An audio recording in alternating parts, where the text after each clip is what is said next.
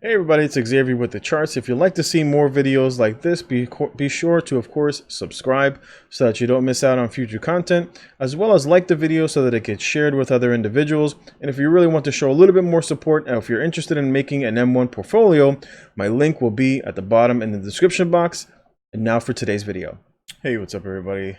Xavier here, doing a little recap of the charts.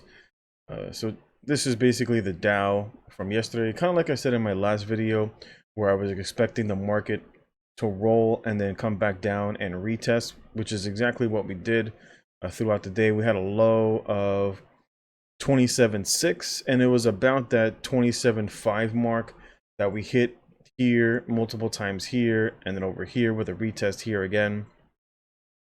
And then, of course, we subsequently retested again. Of course, market was bought back up, but on the end of the day we're seeing a lot of volume, and this is typically what I look for. I look for direction on volume that lets me know potentially which direction the market could be heading in, and whether or not I want to be a supporter, if I want to be buying, be a person, someone who's buying the bid down here at the next level of what I feel is a support level, and if, of course, if we're going to be breaking through the resistance. We've seen it here, and of course all through over here, where we see areas of resistance at that 29K within the market, which is what we're seeing basically right here. Market came up to 29K and immediately sold down.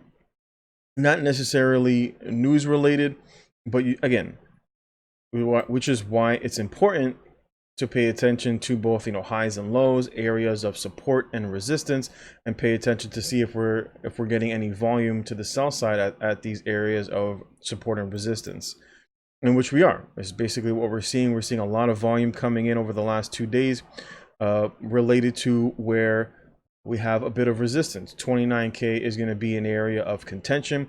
We're seeing a little bit of support at where I spoke of last time, because this is where we broke out.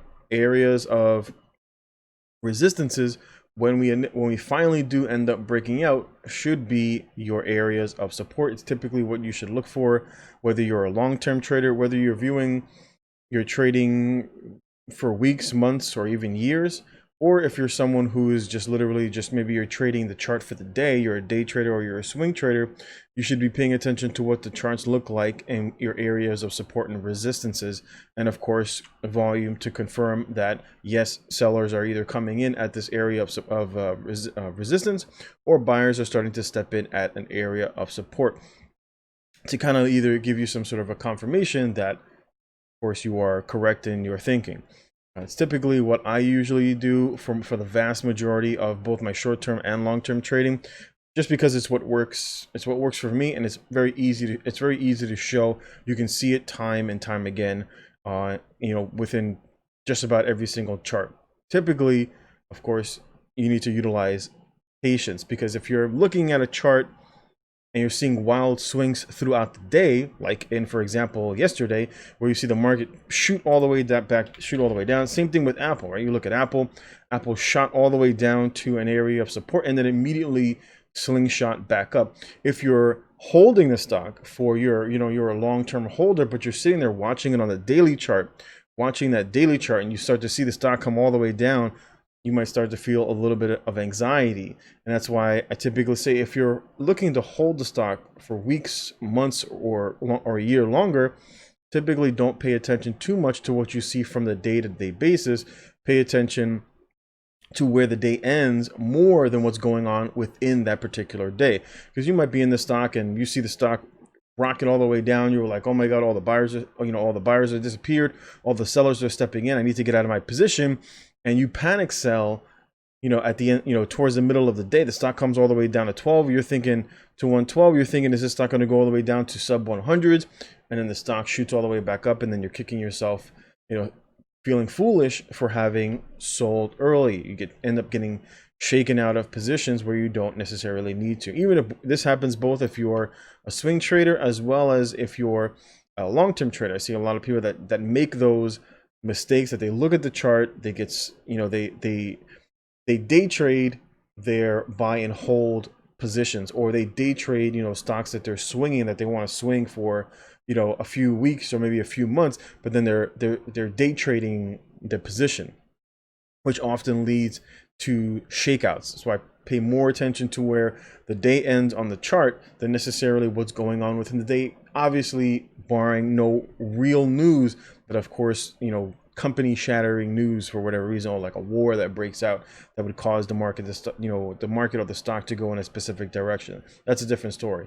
But for the most part, from the day to day to day, if you're holding a position long term, don't worry about what's going on, for the day. Worry about where the stock closes on that day, and look for, look for multiple days confirming that you're basically seeing either a reversal to the downside, or you're just seeing tests of support that are naturally going to happen in just about every single stock that you get into. Most of the sell-off looked like it was as a result of the Nasdaq. Again, same thing, support and resistances. You can see it right here where the Nasdaq basically held 11K, hit 11K, came back. We see support here at basically what looks like 10.3. You can see a test here and a test here as well. The market holds, lets you know as a swing trader or as a long-term trader, I see a little bit of support here. Let's see what happens in the market. The market seems to be struggling, hitting 11K within the Nasdaq. We pull back. Again, buyers step in, try to break 11K. Next day we pull back, pull back, pull back. We build up a little bit of steam. Finally, the market breaks out. We see a little bit of a pullback past resistance. But then again, the following day, we wait for a little bit more confirmation. Is the market going to roll back down? Is the market going to roll back down to that 10.6? Or are buyers going to step in? And that's exactly what happens. We see the exact same thing happening here on the previous day on the Nasdaq, where the Nasdaq shoots all the way down from 11.8. We see about a 700-point swing to the downside, and then an immediate, 500-point swing to the upside. And if you're day trading your buy and hold positions, for example, like tech, you can easily get shaken out of your positions by making this mistake. Pay attention to where the day ends, not necessarily what's going on within the day, because you could be thinking the sky is falling, the Nasdaq is falling apart. We were down 700 points in the Nasdaq, down maybe like 6-7%. Are we gonna hit the limits? Is this it? Is this the end of the tech? Is this the end of the tech bubble? And then the buyers step back in, and the panic basically has passed, but you're out of your position, or you're long stocks, and you equally have made the exact same mistake. So it's typically what I look for. I spoke a little bit about CHW. Unfortunately, with CHWY, which is a dog company, it's a company that primarily caters to like dog and cat owners. It's basically like the Amazon of everything having to do with pets for cats and dogs. And I got a terrible feel. Naturally, you can't really put in a limit order on M1, so it kind of just markets you in at the opening. And of course, if you gap up, which the stock did, look at the wild swing from 64 to 56. Imagine if you're long this stock, you like this stock, and you see literally a 9-point swing in the chart. It could set off quite a bit of panic. But as you can see, the market held. I wish I had gotten a much better fill. I got filled way at the top, so I've got another small order going in. Hopefully the market will continue to roll a little further down so that I can get a little bit of a better position, because I was like way up here at like $63. I was hoping for that end of the day, hoping that the market was going to gap further enough down, but the stock didn't. It gapped up and traded down very far and then came back up. Kind of is what it is.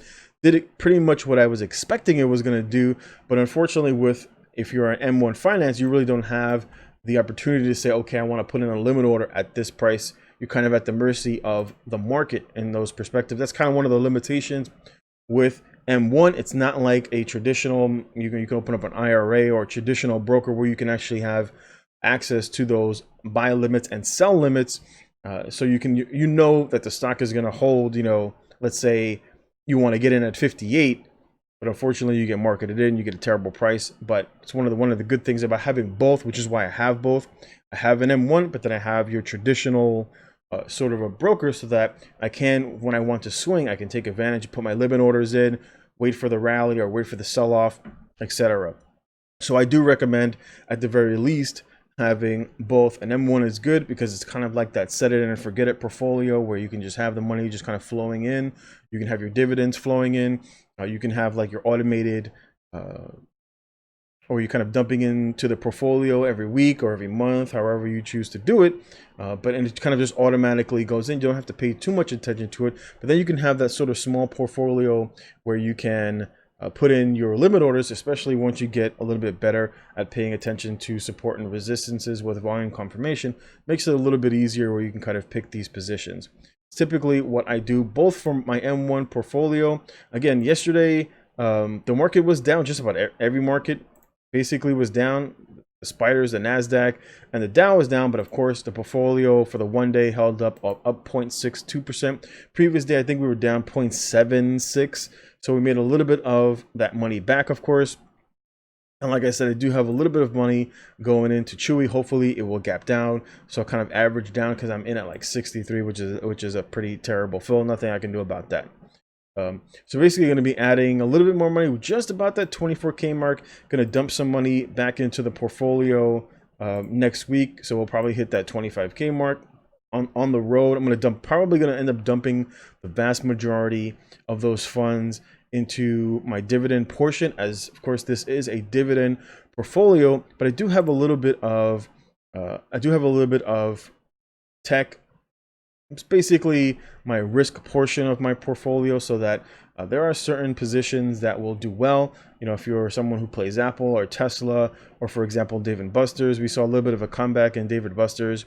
Or if you like the airlines, JetBlue, or if you're into cruise lines. So I put a little bit of money to the side so that I can take advantage of some of these short-term swings in the market, things I'm not necessarily want to hold, but because of the pandemic have access to cheap stock.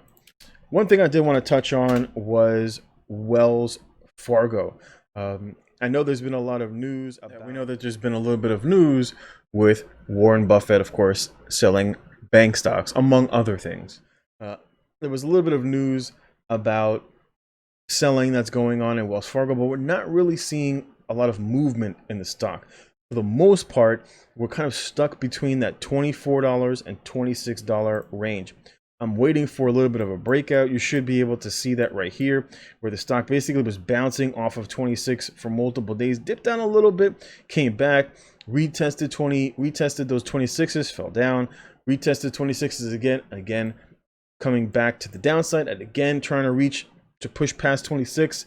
It seems like Wells Fargo just stuck between that 24 and 26 sort of range, and I'm looking for a little bit of a breakout confirmation. Are we actually going to move to the upside? I want to see some volume. I'm seeing a lot of heavy selling. You can see that the volume kind of creeping up right here. Stock really not going anywhere, despite all the news of a lot of the big traders, or I should say the big buy and hold investors that have moved out of banks, like for example Wells Fargo. But we're not really seeing any move to the downside, despite the fact that a lot of these players have moved out. Most of them, in my opinion, from what I have read, moved out here back in February. Most of the people who sold companies like Wells Fargo, I know everybody's like buy gold. All these big investors are moving out of banks and jumping into gold, but we're not really seeing upside, right? We're not really seeing upside. We're currently seeing support here at about 1900 or so, right? We're seeing a little bit of support here at 19, and a lot of resistance, of course, at that 2K mark. Somebody sold quite a bit. So for a lot of you people who are out there chasing gold, thinking the sky is falling, the world is coming to an end, I basically need to get my gold purchases on. Somebody came in and was like, thank you, and sold a whole bunch of gold here, and of course here. You should be able to see that real easy. So a lot of sellers come in and step in. There's probably a lot of volume that stepped in here, selling off gold quite a bit. We're seeing a lot of resistance currently at that 1975, right? That 1975, we're seeing quite a bit of resistance right there, right? Multiple days of resistance. So we'll have to wait and see if gold is going to break out of that 1975 level, or if we're going to see a sell-off of about that 1900, and then of course the next area of support would be 1800. So it's got quite a bit to fall from that 19 to 1800 level. something to think about for all of you individuals who of course are pushing gold. Most of the people that I see pushing gold are typically people who either are long-term investors, so of course they have a little bit of a bias when it comes to pushing gold. They'll either push like their favorite company that they buy gold from. Whether or not they get a kickback is another story, or of course maybe they have a nice little position in gold, and maybe they're trying to sell to you up here while they're pushing for you to come in and buy it down here. Just say it. Anyways, a little bit of an update. Like I said, what I'm looking for the coming week, my hope is that we do get a little bit of a rollover. So that certain positions become a little bit cheaper, like for example tech. If you wanted to get in on an Apple, I've already stated before where I would like to get into Apple is typically around, at the very least, the low 100s, that sub 110, more so into the 90s. I would like to see a little bit of more of a sell-off. Unfortunately, a lot of people stepped in here, and that's just because I want to get in. I just want that cheaper stock. It's just a reality. You just want to have the stock kind of roll a little far over, because you know in the long run we're going to see some growth, and so you want to see a little bit of a nicer pullback. In terms of the portfolio, I'm not really getting much of a pullback from basically the past 2 days of sell-off. I'm pretty much flat on the day after the last 2 days where we've sold off roughly 1,000 points. The market sold off roughly 1,000 points. We were down, I think, almost 3% the day before, down another 0.56, but not real opportunities in terms of my entire portfolio. My entire portfolio seems to be holding pretty well. And again, this of course is a buy and hold sort of portfolio where I am basically utilizing it for dividend growth. For those who are interested, you can feel free to, of course, subscribe to the channel. I will be trying to put out more of these videos, basically dealing with the charts and paying attention to areas of support and resistance is typically what I look for, like I said. And of course, if you have any comments, feel free to leave it in the comment section, and I'll check you out next time. And of course, thanks for watching and take care. God bless.